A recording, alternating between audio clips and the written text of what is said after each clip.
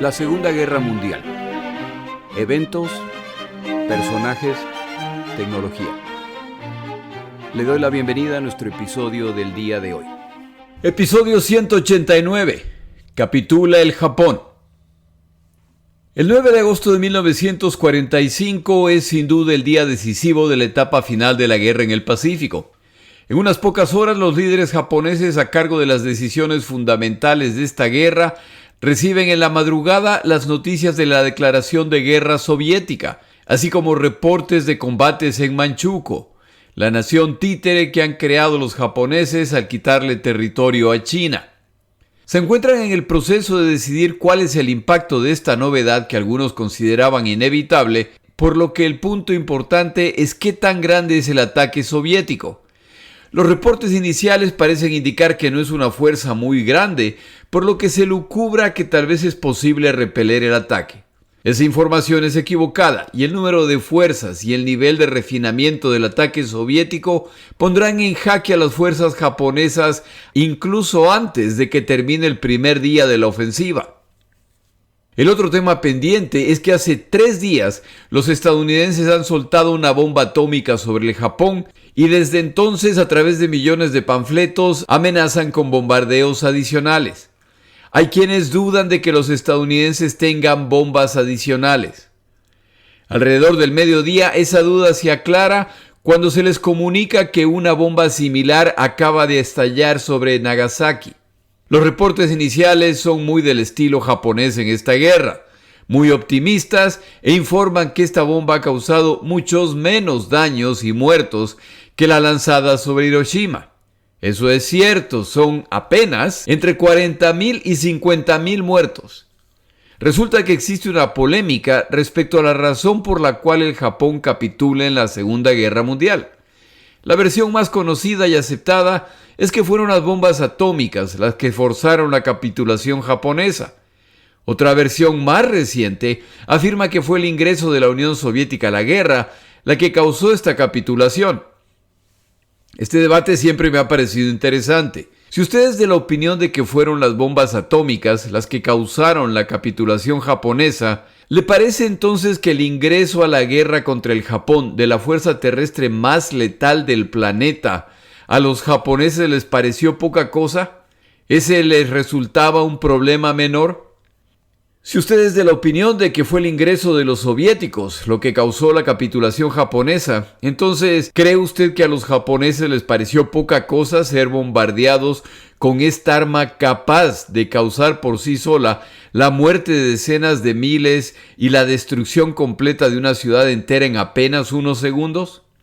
Quienes son de la opinión de que fueron las bombas atómicas, teoría favorita por ejemplo entre los estadounidenses, me parece a mí que hasta cierto punto buscan justificar el uso de esta arma terrible capaz de causar decenas de miles de muertos y que causará dolor y muerte al Japón por décadas, algo que al momento del ataque se desconocía. La teoría es que estas bombas terribles, en realidad, evitaron la muerte de centenas de miles de combatientes aliados y de millones o decenas de millones de japoneses. Si esta es su teoría favorita, entonces, ¿por qué no capitularon los japoneses el 6 de agosto al soltar los estadounidenses la primera bomba atómica sobre Hiroshima? ¿Por qué no capitularon el 9 de agosto, cuando se suelta la segunda bomba sobre Nagasaki y ya el Japón ha aceptado la idea de que este ataque fue realizado con una bomba atómica? Esta posición, por lo tanto, tiene sus vacíos. Pero esta teoría también tiene su lógica. La utilización de este armamento abre la puerta a las Fuerzas Armadas japonesas, las cuales, contra toda evidencia, se niegan a aceptar que para ese momento ya han sido derrotadas. La utilización de un arma cruel y de destrucción masiva como la bomba atómica abre la oportunidad para declarar que no fueron derrotados militarmente. Es la llegada de esta arma monstruosa lo que los obliga a capitular. Quienes prefieren la teoría de que fue el ingreso de la Unión Soviética a la guerra contra el Japón la que causó la capitulación japonesa, consideran el lanzamiento de las bombas atómicas cruel e inútil al ser este factor, el ingreso de la Unión Soviética a la guerra, el que decidió la situación. Si esta es su teoría favorita, entonces, ¿por qué no capitularon los japoneses el 8 de agosto cuando la Unión Soviética les declara la guerra? O el 9 de agosto, cuando queda claro que esta no es una declaración de guerra teórica y los soviéticos lanzan un ataque masivo en Manchuria. Esta teoría parece sugerir que la victoria aliada en el Pacífico fue al final mérito de la Unión Soviética, tal como lo fue la victoria en Europa. Pero es tan absurdo negar el papel fundamental de la Unión Soviética en la victoria en Europa como negar el hecho de que la guerra en el Pacífico fue ganada casi exclusivamente por los estadounidenses, con apoyos de muchas naciones, y el mérito soviético en este teatro de operaciones fue mínimo. Pero esta teoría también tiene cierta lógica. Para 1945, como se explicó en otro episodio, los japoneses están conscientes de que han perdido la guerra y la evidencia es que han sido expulsados de casi la totalidad del imperio recientemente conquistado. De las 3 naciones aliadas, la única con la que tienen un pacto de no agresión es la Unión Soviética. Esta es su mejor, quizás su única oportunidad de conseguir un armisticio que requiera menos que la rendición incondicional. Cuando la Unión Soviética les declara la guerra, entonces su última esperanza de un arreglo negociado ha desaparecido y las opciones militares, lo admitan o no, ya no existen. La realidad es que las causas para la capitulación japonesa son mucho más complejas que estos eventos por sí solos, como lo demuestran los documentos internos japoneses que relatan lo ocurrido en esos últimos días. Antes de hablar de los detalles, es importante entender la situación japonesa para el 9 de agosto de 1945. La guerra en el Pacífico no se inició en Pearl Harbor, se inició en China unos cuantos años antes de ese ataque y para ese momento, para 1945, Birmania ya ha sido recuperada por los británicos, lo que combinado con los aeródromos aliados en India, solo significan que la cantidad de provisiones y armamento que los estadounidenses envían a los chinos seguirá incrementándose mientras las fuerzas japonesas en el continente se debilitan. El ataque soviético en Manchuria abre otro frente, por lo que este ya es un desastre en el continente. Es solo cuestión de tiempo, pero han perdido el componente central de su estrategia imperialista. La marina japonesa prácticamente ya no existe tras ser expulsados del Pacífico. Las pocas embarcaciones que les quedan solo están a flote porque los estadounidenses todavía no las han encontrado. En cuanto lo hagan, serán destruidas. Las fuerzas navales de otras naciones, principalmente los británicos, o están en camino o ya se encuentran cerca del Japón para destrozar todo lo que queda de la marina japonesa o participar en los desembarcos aliados. En el mar, los japoneses están indefensos.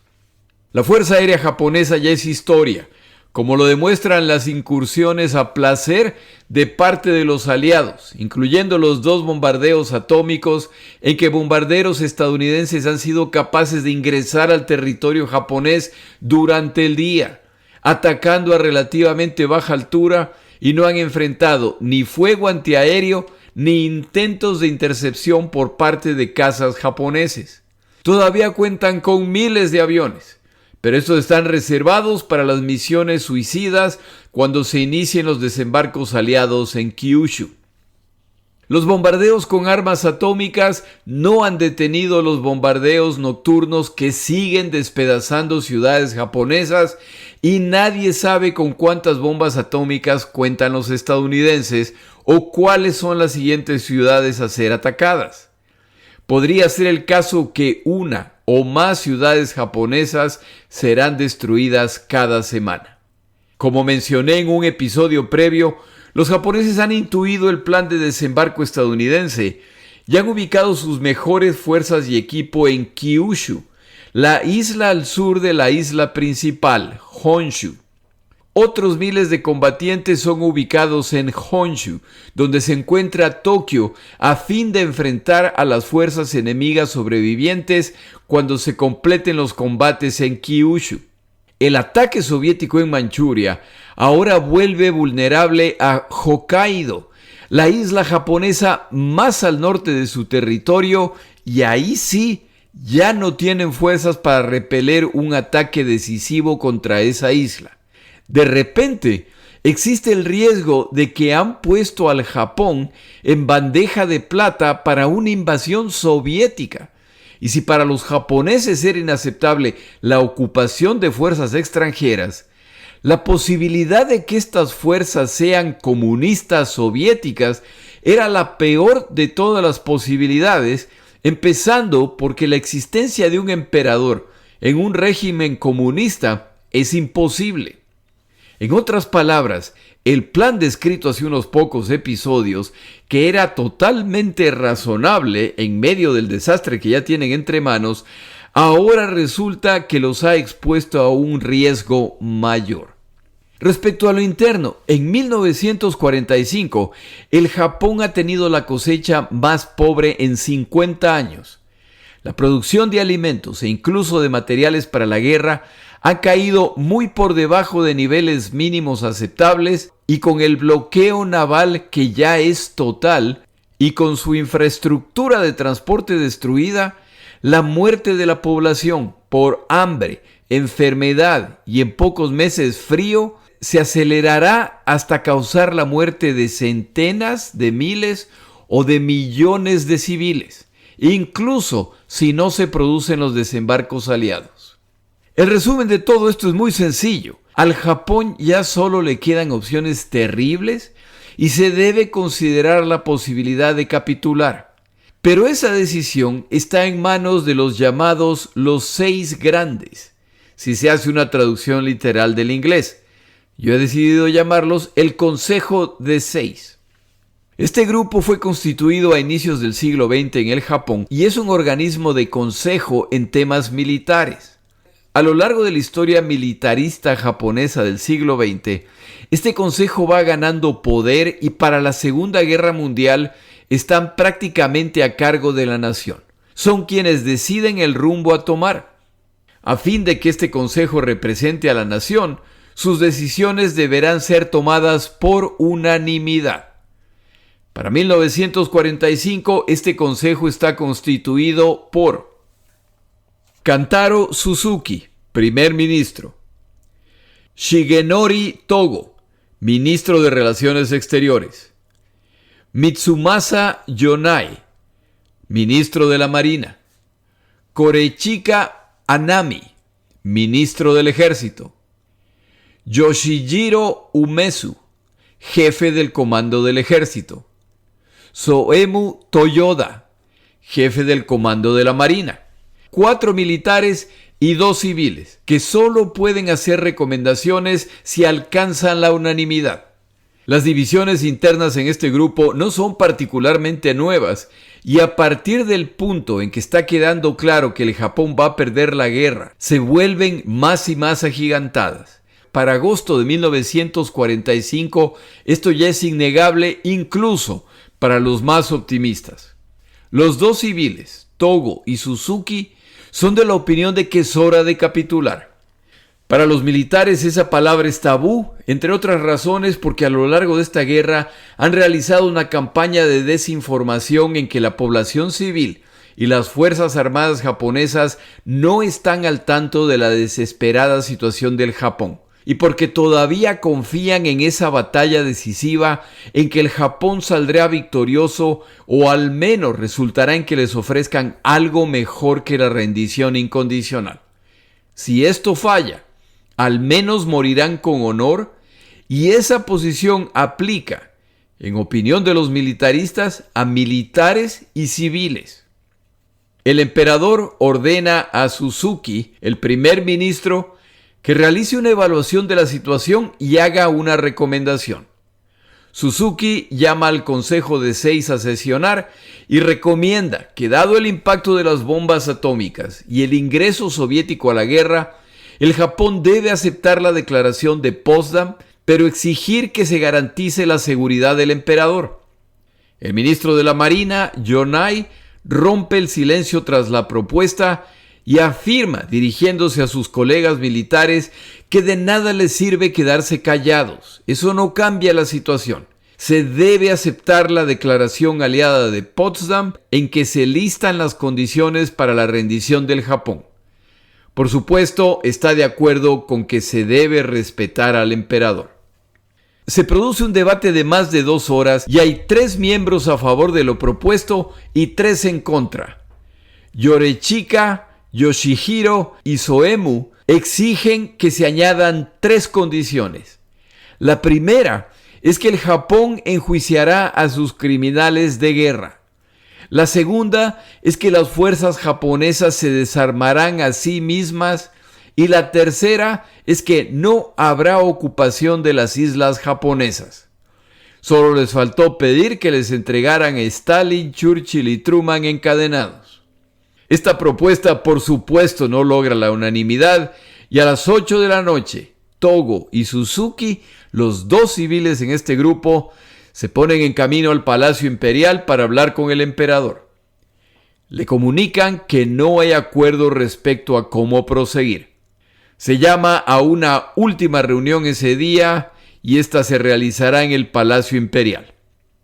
Durante la reunión, Togo repite su posición de que añadir esas 3 condiciones adicionales a la protección del emperador será visto por los aliados como una negativa a capitular. Es hora de concluir la guerra y evitar más muerte y destrucción.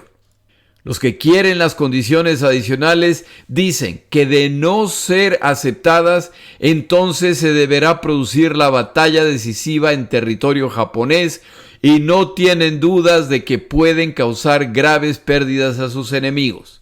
No dar esa oportunidad a las Fuerzas Armadas japonesas y al pueblo japonés es capitular, y eso es una deshonra. Demasiados han muerto ya como para ignorar su sacrificio. El almirante Toyoda afirma que si al Japón no se le permite desarmar a sus tropas, entonces no pueden asegurar que un armisticio será respetado por las tropas y comandantes militares. Esta es, por supuesto, una amenaza camuflada para exigir que los 3 puntos sean añadidos. Como no van a llegar a nada, el primer ministro Suzuki se dirige al emperador y le pide que ya que no hay acuerdo unánime, sea él, Hirohito, el emperador, quien decida la situación. El emperador, sentado a la cabecera de la mesa durante la reunión, se pone en pie. El resto se ponen también en pie y se inclinan reverentemente en dirección al emperador. El resumen de lo dicho por el emperador, aparentemente no existen minutas de la reunión, es el siguiente. El emperador declara: tras haber pensado mucho en la situación, el emperador ha concluido que continuar la guerra solo resultará en más muerte y destrucción. Terminar esta guerra es la única opción que ve para restablecer la paz mundial y librar al pueblo del sufrimiento. Las ofertas de quienes se oponen a la finalización de la guerra incluye que ofrecieron tener para junio nuevas divisiones de combate que ocuparían posiciones fortificadas alrededor de Tokio. Estas fuerzas repelerían a los invasores cuando ataquen. Ya se encuentran en agosto. Las posiciones mencionadas no han sido construidas. Las fuerzas mencionadas no están listas y además carecen del equipo de guerra necesario. La promesa de incrementar la producción de aviones de combate tampoco se ha cumplido. Continúa el emperador: estos son los mismos que afirman que la supervivencia del Japón depende de una batalla decisiva en territorio japonés, pero son los mismos que han hecho promesas que discreparon mucho con la realidad al ejecutarlas. En mi opinión, la discrepancia respecto a las defensas de Tokio son insuperables. No necesito decir, continúa el emperador, que me resulta intolerable ver a nuestras fieles y valientes fuerzas militares desarmadas, así como ver que quienes me han servido bien ahora serán juzgados como instigadores de una guerra. A pesar de esto, el momento ha llegado para aceptar lo inaceptable. Concluye con: Me trago mis propias lágrimas y autorizo la aceptación de las exigencias aliadas tal como las describe el ministro de Exteriores. En este punto se levanta y abandona la sala. Tomamos una pausa.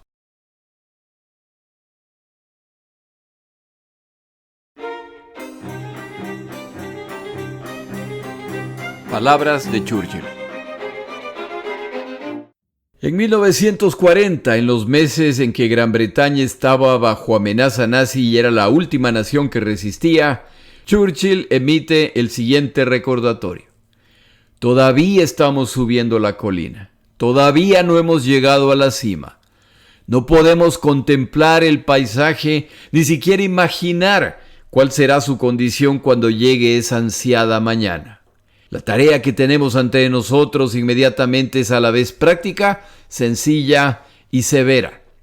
Espero, de hecho rezo, porque no seamos considerados indignos de nuestra victoria si después de trabajos y tribulaciones se nos concede. Por lo demás, tenemos que conseguir la victoria. Esa es nuestra tarea. Pues bien, la ansiada mañana ya se acerca y ahora pueden contemplar un paisaje que Churchill, quien para este punto ya ni siquiera es primer ministro británico, no podría haber imaginado.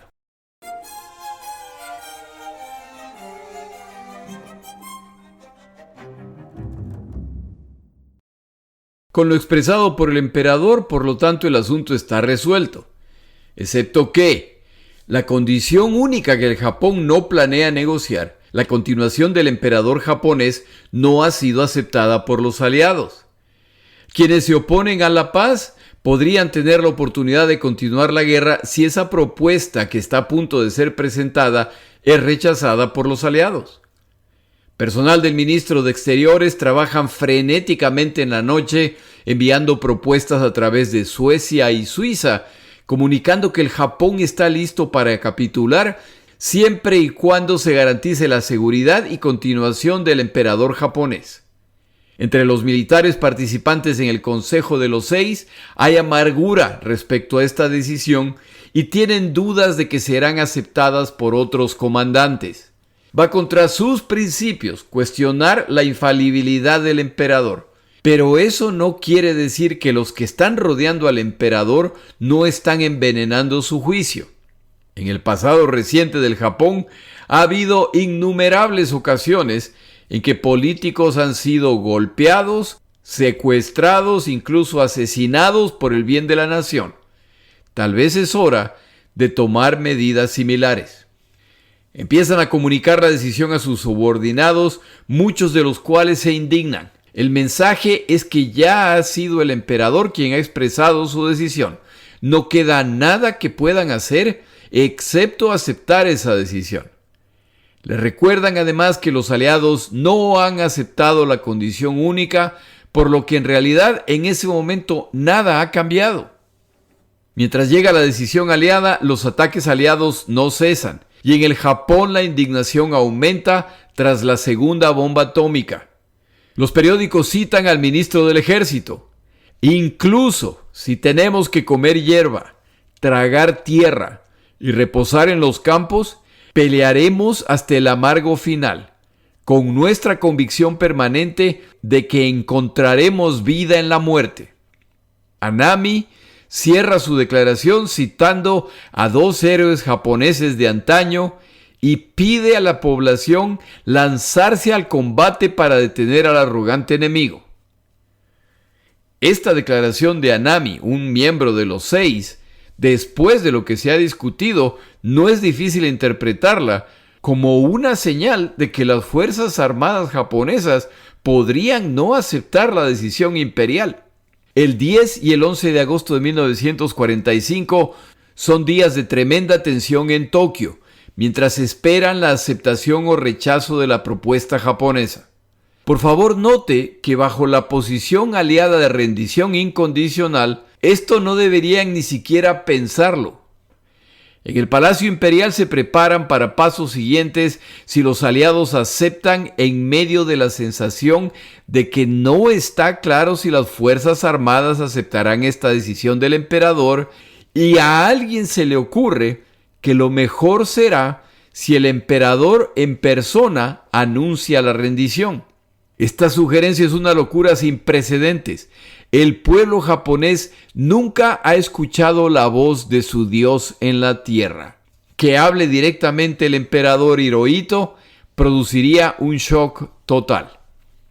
Los estadounidenses reciben la comunicación japonesa con la exigencia respecto al emperador. Saben que si el Japón no capitula, no tienen pendiente solo la toma del territorio japonés, sino que los combatientes japoneses se encuentran en decenas de islas en el Pacífico, resultado de su estrategia de saltar de isla en isla, lo que aisló a decenas de miles de combatientes japoneses. Si a esos grupos se les ordena desde Tokio que no se rindan, entonces a los aliados les faltan decenas de Iwo Jimas y Okinawas, las cuales tomarán años adicionales de combates, más un número indeterminado de combatientes aliados. Tienen pendiente además el tema de los prisioneros de guerra, los cuales, de acuerdo con el autor consultado esta semana, sumaban cerca de 170,000 en el territorio japonés, incluyendo 15,000 estadounidenses. Si se va a invadir las islas japonesas, no hay razón para asumir que esos individuos sobrevivirán. La tendencia prevalente en la administración de Truman es que se acepte esta condición japonesa. Pero uno de los miembros del círculo cercano a Truman afirma que las exigencias de Potsdam fueron emitidas antes de las bombas atómicas y el ingreso soviético. Simplemente aceptar lo que ahora exigen los japoneses se verá como una muestra de debilidad, lo que va a ser más complicado el momento que estén ocupando el Japón. Juega además un papel la reacción de los otros aliados y la de la opinión pública estadounidense. Y tanto aceptar como rechazar la propuesta traen riesgos. Como ya es costumbre en esta guerra, los británicos están de acuerdo con aceptar esta condición, tal como los chinos. Pero en su estilo usual, los soviéticos no están de acuerdo. ¿De qué rendición incondicional se está hablando si los japoneses van a conservar su emperador? También al mejor estilo soviético, al final acceden. Se transmite la respuesta a los japoneses, la cual afirma que, desde el momento en que capitule el Japón, la autoridad del emperador y del gobierno japonés estará sujeta al comandante supremo que nombrarán los aliados, quien tomará los pasos que se consideren necesarios para aplicar los términos de la capitulación.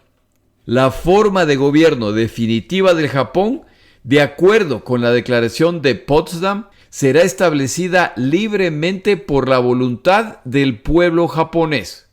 Las fuerzas militares aliadas permanecerán en territorio japonés hasta que las condiciones de la Declaración de Potsdam sean completamente implementadas. Esta respuesta de parte de los estadounidenses es lo suficientemente clara, pero además lo suficientemente vaga para dejar las manos libres a los aliados una vez que ocupen el Japón. Los japoneses reciben esta respuesta el 12 de agosto. Y se sienten decepcionados por la falta de una declaración directa de que el emperador y su posición serán respetados. Pero la tensión sigue incrementándose, por lo que no hay tiempo para preguntas y aclaraciones adicionales. Hay quienes encuentran la respuesta insultante. Deben seguir negociando. Con esta confirmación, el grupo de los 6 se reúne nuevamente. Pero quienes están a favor de continuar la guerra no están satisfechos con los términos ofrecidos. El Japón debe continuar la guerra. Si logran una victoria sobre los estadounidenses cuando invadan el territorio japonés, el trono japonés estará garantizado al forzarlos a directamente declarar que no tocarán al emperador. Ese día reciben información más detallada desde Manchuria y las novedades no son buenas. El avance soviético es importante. Por su parte, Los estadounidenses que han interceptado las comunicaciones japonesas a lo largo de toda la guerra escuchan los mensajes que se están transmitiendo y nada les sugiere que los japoneses se estén acercando a capitular.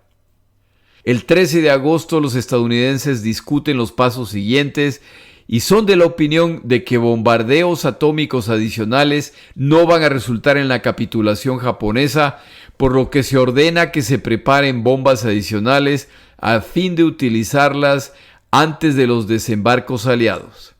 Creen que pueden tener 7 bombas atómicas adicionales hasta octubre. Temen además que de repente y sin declaración se ordenen cargas suicidas a lo largo y ancho del Pacífico. El 14 de agosto la Fuerza de Bombardeos estadounidense reinicia los bombardeos de las ciudades japonesas. Ese día se ordena además el lanzamiento de millones de panfletos en japonés informando a la población de las negociaciones. Estos panfletos incluyen la comunicación completa enviada por el gobierno japonés y la respuesta estadounidense. Esta comunicación desata el pánico entre quienes favorecen la paz, ya que han puesto en evidencia el hecho de que el gobierno japonés está negociando y esto podría resultar en la furia de las fuerzas militares a quienes se ha convencido de que el Japón no estaba derrotado. Estaban en el proceso de convertir este en un mito similar a lo ocurrido en Alemania al final de la Primera Guerra Mundial. No fueron las fuerzas armadas japonesas las que perdieron, fueron los políticos quienes le dieron una puñalada por la espalda. Ahora el tiempo se ha terminado. El marqués Kido, consejero muy cercano al emperador, lleva uno de los panfletos al Palacio Imperial, se lo enseña a Hirohito y le dice que el tiempo para vacilaciones ha terminado. O hacen oficial la rendición o existe el claro peligro de que se produzca una sublevación militar. El emperador llama a una reunión urgente del Consejo de 6 para las 11 de la mañana. La reunión se inicia puntualmente. El primer ministro Suzuki pide a Nami, Toyoda y Umezu, los opositores a aceptar la declaración de Potsdam, que expresen sus objeciones. Ellos lo hacen y al terminar habla el emperador. Escuchados sus argumentos en contra de la capitulación, pero estos no han cambiado mi posición. Es mi opinión que continuar esta guerra solo resultará en destrucción adicional. He estudiado la respuesta que enviamos a los aliados y la encuentro satisfactoria. Hirohito afirma que entiende lo difícil que será para los comandantes y combatientes japoneses de poner las armas, pero esto debe hacerse para acabar con la devastación que sufre el pueblo japonés. Hirohito concluye con lo siguiente: a fin de que la nación sepa cuál es mi decisión, ordeno que se prepare un texto que yo voy a leer y que deberá ser transmitido a toda la nación. E invito a los presentes a que se preparen para los días difíciles que se nos vienen.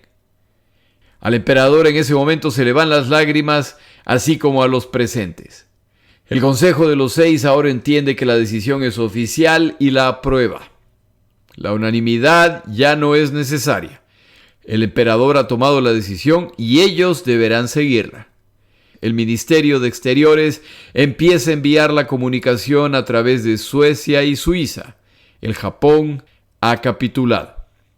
A medida de que esto se va conociendo en el exterior, se desata la algarabía, mientras en el Japón se desata la furia, empezando por los ministros del Consejo de 6 que han aprobado la capitulación. Korechika Anami, ministro de Guerra, empieza a contactar confidencialmente a otros miembros del alto mando japonés para preguntarles si creen que la guerra debe continuar y si se debe iniciar un levantamiento armado. Esto es casi una herejía. Recuerde que para los japoneses el emperador es la presencia divina entre seres humanos. ¿Está Anami sugiriendo rebelarse contra el emperador? Quienes lo escuchan le preguntan que qué le hace pensar que no habrá miembros de las Fuerzas Armadas que no aceptarán esta propuesta por encima de la orden imperial. Anami se encuentra con su cuñado, también militar, y ante la insinuación, su cuñado le sugiere que renuncie a su cargo y sea él quien inicie la sublevación. Anami entonces se dirige al Ministerio de Guerra y un oficial le pregunta por qué está dispuesto a aceptar el decreto imperial. Las señales de que no faltan quienes planean desobedecer esta orden directa del emperador siguen apareciendo. Al final, los oficiales de más alto rango acuerdan que no irán contra las órdenes del emperador. Pero ese no es el caso con oficiales de rango menor. Hay un grupo que planea conspirar desde el 11 de agosto. Su objetivo es separar al emperador de sus consejeros que abogan por la paz e instalar un nuevo gobierno. ¿Cómo explican los conspiradores su disposición a oponerse a la orden directa del emperador? Su alianza es hacia la institución del imperio, no necesariamente al emperador actual. Al actuar como lo hubieran deseado emperadores antiguos, su alianza es válida. El gobierno reemplazante sería controlado por el ejército, por lo que era necesario lograr el apoyo de oficiales de alto rango. Aparentemente, Anami estaba al tanto de todos estos planes y se mostraba simpatizante. El 14 de agosto, y con la decisión tomada de capitular, este grupo decide que debe actuar, ya que más tarde ese día se transmitirá el mensaje del emperador. Los sublevados son confrontados por el general Mori, al ser invitado a sumarse a la rebelión.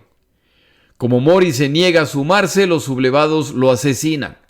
Utilizando su sello personal, falsifican una nota en la que supuestamente Mori escribe a la guardia del palacio pidiéndoles que se sumen a la revuelta. La guardia de palacio recibe la nota y se suma, y inmediatamente se dedican a buscar la pieza clave de este acto final. Hirohito, temeroso de que se intente bloquear su mensaje a la nación, ha grabado 2 copias de su discurso en que comunica la capitulación japonesa a la nación e instruye a militares y civiles a aceptar su decisión. Si los conspiradores destruyen estas copias, el mensaje nunca será transmitido. El general Tanaka, al enterarse de la revuelta, se pone en camino al palacio para restablecer el orden o morir en el intento. Sus acciones y presencia restauran el orden en el palacio. A las 8 de la mañana del 15 de agosto, los 2 líderes de la conspiración se suicidan frente al Palacio Imperial. Cuando Tanaka está seguro de que el emperador está a salvo, se lo comunica. Se restablece el orden en el palacio y Tanaka retira sus fuerzas. Apenas 9 días más tarde, este general, avergonzado por lo ocurrido y por haber sido el que permitió que se concrete la rendición del Japón, se suicida. A pesar del resultado, otro de los generales conspiradores se dirige a la residencia del general Anami para insistir en que se sume a la revuelta. Encuentra a Anami escribiendo su testamento. Está claro que está por suicidarse. De repente, la urgencia desaparece. Estos 2 individuos conversan y beben sake. Al rato se despiden. Anami se levanta y con su espada se abre el vientre y se degolla en 2 breves movimientos. Cae frente a 2 escritos. Uno es un poema y el otro una nota en que simplemente dice: totalmente convencido de que nuestra sagrada patria nunca morirá, yo, con mi muerte, humildemente pido al emperador disculpas por mi gran crimen. No queda claro si el gran crimen cometido por Anami fue el haber estado de acuerdo con la revuelta o haber accedido a la capitulación. Al mediodía del 15 de agosto de 1945, a lo largo y ancho del Japón, civiles y militares, sabiendo que ese día recibirán un mensaje importante, se aglomeran alrededor de los radios. Muchos creen que el mensaje que están por recibir es de los desembarcos aliados en territorio japonés y la solicitud de que peleen hasta la muerte. Al llegar el momento, se anuncia que va a hablar Hirohito, emperador del Japón, y millones de ciudadanos escuchan por primera vez la voz de su emperador. Automáticamente todos se ponen de pie y reverentemente se inclinan en dirección a las radios. El discurso toma varios minutos al utilizar Hirohito un tono muy pausado, pero además un japonés arcaico difícil de entender para el ciudadano común. Las partes centrales del discurso son: este discurso es dirigido a sus leales y buenos súbditos. Explica que tras evaluar las tendencias globales y las condiciones del imperio japonés, han decidido comunicar a los gobiernos de Estados Unidos, Gran Bretaña, la Unión Soviética y China que aceptan las condiciones de su declaración conjunta. Afirma que ellos declararon la guerra a los Estados Unidos y Gran Bretaña por su deseo sincero de asegurar la autopreservación japonesa y la estabilidad del este asiático. No fue su interés infringir en la soberanía de otras naciones o añadir territorios a su imperio. La guerra ya ha durado cerca de 4 años y la situación no ha evolucionado necesariamente de forma favorable al Japón, mientras las tendencias generales del mundo se han vuelto todas contra nuestros intereses. El enemigo apenas ha empezado a utilizar una nueva y muy cruel bomba cuyo poder para causar daños es incalculable, tomando la vida de decenas de miles de inocentes. Si continuamos la guerra, esto resultará no solamente en la destrucción de la nación japonesa, pero en la aniquilación de la raza humana. Por esta razón, hemos ordenado que se acepten las provisiones de la declaración conjunta de los poderes que enfrentamos. Hirohito pasa entonces a mencionar a los militares y civiles que han perecido y sufrido en esta guerra. Entre sus frases finales pide a sus súbditos que se abstengan de explosiones emocionales que pueden resultar en complicaciones innecesarias, lo que puede resultar en que el mundo deje de confiar en ellos.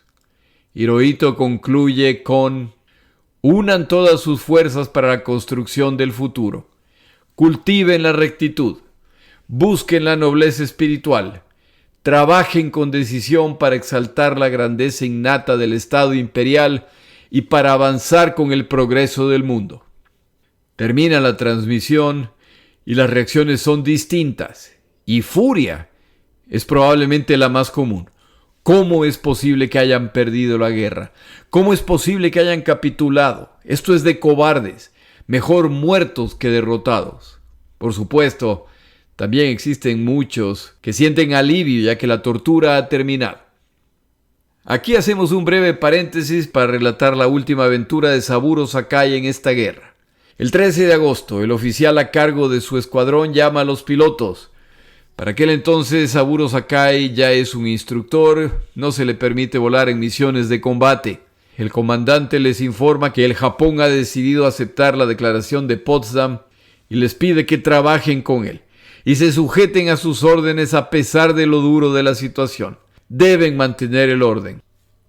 Todos los que escuchan quedan petrificados. Sakai sale aturdido de la reunión y camina sin mirar a nadie. Se dirige a su cero y se apoya contra este. Se le acerca el piloto Jiro Kawachi y se ubica al lado de Sakai en silencio por algunos minutos. Luego dice a Sakai: Saburo, se acerca el final y se nos acaba el tiempo. Volemos juntos por última vez. Una pelea final. Concluyamos con sangre enemiga en las manos. Sakai ordena que estos dos ceros se lleven a la pista. Cada noche escuchan los B-29 enemigos volar impunemente sobre el territorio japonés. No será difícil encontrar un bombardero esa noche. Con los ceros en posición, Sakai y Kawachi se dirigen a la torre de control y se sientan ahí como si no pasara nada. Pasan varias horas en que recuerdan sus historias de la guerra, sus tiempos desde China hace ya tantos años. Cerca de la medianoche, los altoparlantes anuncian que se acercan bombarderos estadounidenses, tal como cada noche. Sakai y Kawachi salen disparados hacia sus casas de combate para iniciar el despegue y descubren que hay al menos 8 más que han tenido la misma idea y que también sus aviones están llenos de combustible y armados. Sakai, que ya solo tiene un ojo, pide a Kawachi que lidere el despegue. Teme que no verá bien la pista. Despegan sin autorización y al rato un total de 10 ceros se dividen en 2 grupos volando en espera de su momento. De repente Kawachi gira abruptamente hacia el este. Sakai lo sigue sin ver lo que su amigo ha visto.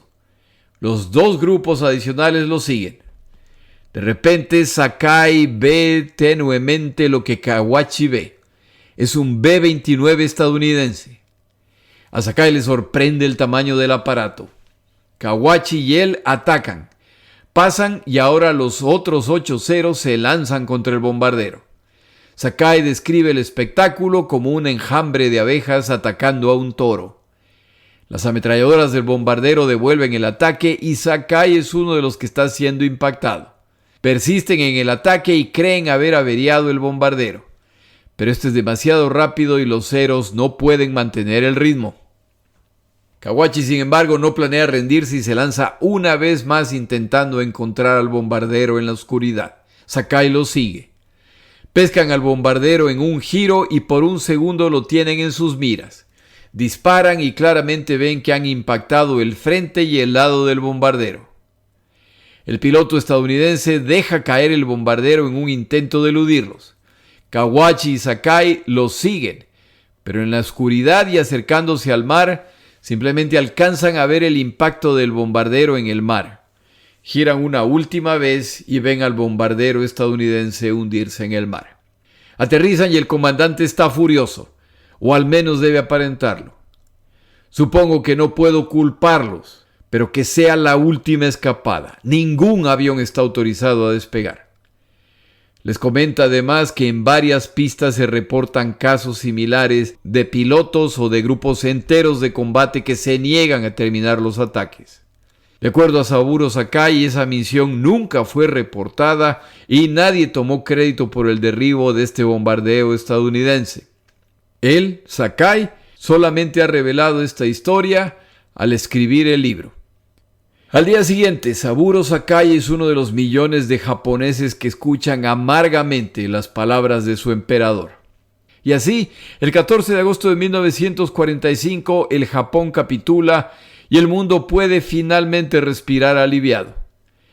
Como deja claro este episodio, el que las autoridades japonesas hayan capitulado no es una garantía de que los distintos comandantes a lo largo y ancho del Pacífico aceptarán esa decisión, lo que puede traer problemas e incluso reiniciar la guerra. Es por esta razón que la capitulación oficial se firma el 2 de septiembre de 1945, 6 años y un día después del inicio de la guerra. El mundo celebra, pero particularmente los estadounidenses, quienes han liderado los combates en esta zona del planeta. Antes de terminar el episodio, un par de reflexiones.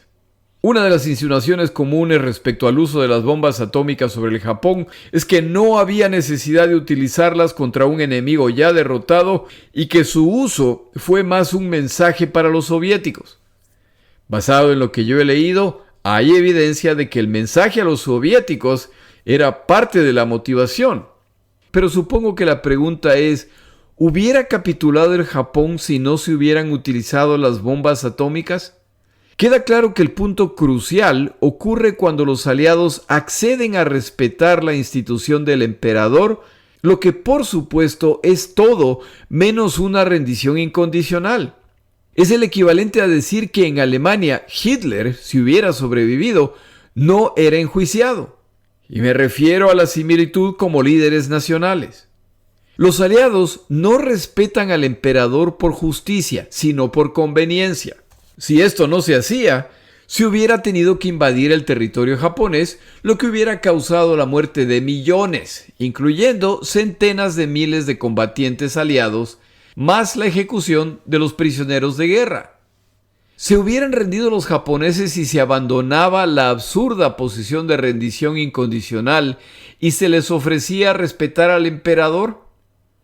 Esto por supuesto nunca lo sabremos, pero tome en cuenta los eventos relatados en este episodio que ocurre después del uso de las 2 bombas atómicas y del ingreso soviético a la guerra y saque sus propias conclusiones. Y aquí empieza a nacer uno de los grandes mitos de esta guerra. El de Hirohito, emperador japonés amante de la paz, que no quería esta guerra pero que era casi un prisionero en su palacio. Una figura decorativa que al final tuvo el coraje de detener esta guerra. Eso es falso. Existe suficiente evidencia de que Hirohito estaba involucrado y de acuerdo con las decisiones de esta guerra. Es solo cuando ya las cosas van terriblemente mal para el Japón cuando debe intervenir para interrumpir esta locura. Pero esto no lo hace inocente respecto al resto de lo ocurrido. Lo repito, es el equivalente a que Hitler sobrevive en Alemania. Pero el compromiso está hecho y hay que inventar una historia para satisfacer a quienes ven como condenable que este señor salga ileso de esta guerra, lo que trae consecuencias hasta el día de hoy en la relación entre chinos, coreanos, japoneses y tantas naciones más. Uno de los problemas es que si el emperador japonés resultó inocente, entonces, ¿cómo resultan culpables los de abajo? Busque la declaración completa de Hirohito al capitular o lea el resumen que yo he incluido. De acuerdo a esas declaraciones, el Japón no es culpable. Buscaba la estabilidad asiática, no añoraba los territorios de nadie. El Japón capitula para evitar la destrucción no del Japón, sino del mundo. El Japón debe, por lo tanto, sufrir lo insufrible en nombre del planeta. En fin, faltan 3 episodios. En el siguiente hablamos del mundo posguerra. Mi nombre es Jorge Rodríguez. Gracias por acompañarme. Para información adicional respecto a este episodio, las notas de este podcast, que incluyen la narración de este episodio, así como acceso a resúmenes, videos, documentales y materiales adicionales gratuitos disponibles en el Internet, por favor vaya a Amazon y busque el libro La Segunda Guerra Mundial, Eventos, Personajes, Tecnología. Al comprar estas notas, me ayuda y me apoya financieramente. Puede encontrar información adicional en mi página web, lasegundagm.com. Muchas gracias.